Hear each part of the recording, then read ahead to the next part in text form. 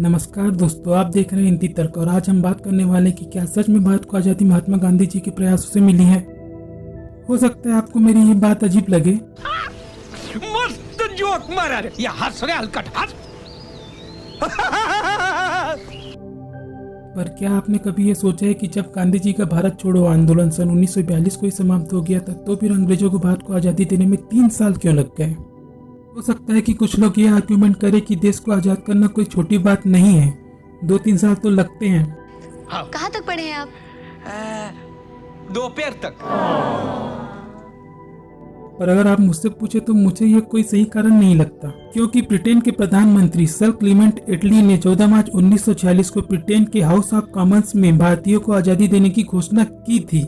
मतलब भारत छोड़ो आंदोलन के खत्म होने के 2 साल बाद अंग्रेजों ने भारत को आजाद करने के बारे में सोचा। इससे पहले वो भारत को सिर्फ एक उपनिवेश का दर्जा देना चाहते थे। तो अब सवाल ये पैदा होता है कि अगर अंग्रेजों ने भारत को क्विट इंडिया मूवमेंट की वजह से नहीं छोड़ा, तो फिर उन्होंने भारत को आजादी दी क्यों।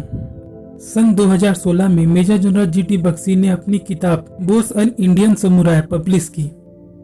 इस किताब में उन्होंने लिखा है कि सन 1956 में लॉर्ड क्लीमन एटली कलकत्ता आए थे। ये वही लॉर्ड क्लीमन एटली है जो भारत की आजादी के समय ब्रिटेन के प्रधानमंत्री थे। एटली कलकत्ता बंगाल के गवर्नर जनरल पी चक्रवर्ती के मेहमान बनकर आए थे।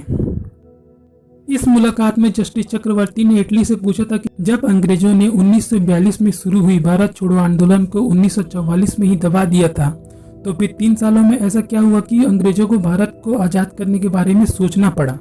इस पर एटली ने जस्टिस चक्रवर्ती से कहा कि इसका कारण सुभाष चंद्र बोस और उनकी आजाद हिंद फौज थी।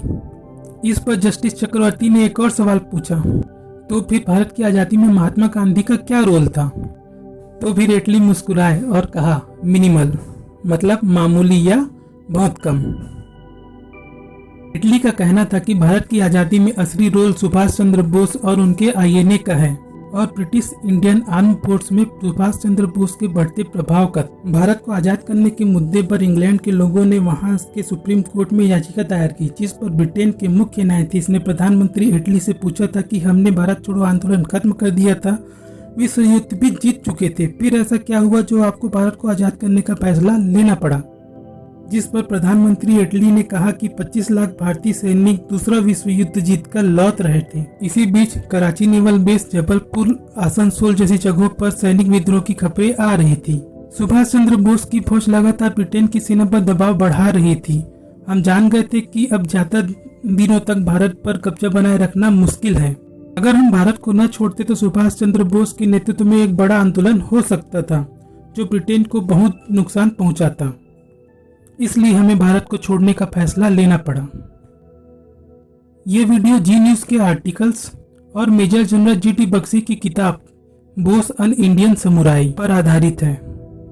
पर इस विषय पर आप क्या सोचते हैं, हमें कमेंट करके बताएं। और अगर ये वीडियो आपको जरा सा भी पसंद आया हो तो प्लीज लाइक करें, थोड़ा ज्यादा पसंद आया हो तो शेयर करें, और बहुत ज्यादा पसंद आया हो तो हमारे चैनल को सब्सक्राइब करें। और हाँ, देखते रहें हिंदी तक।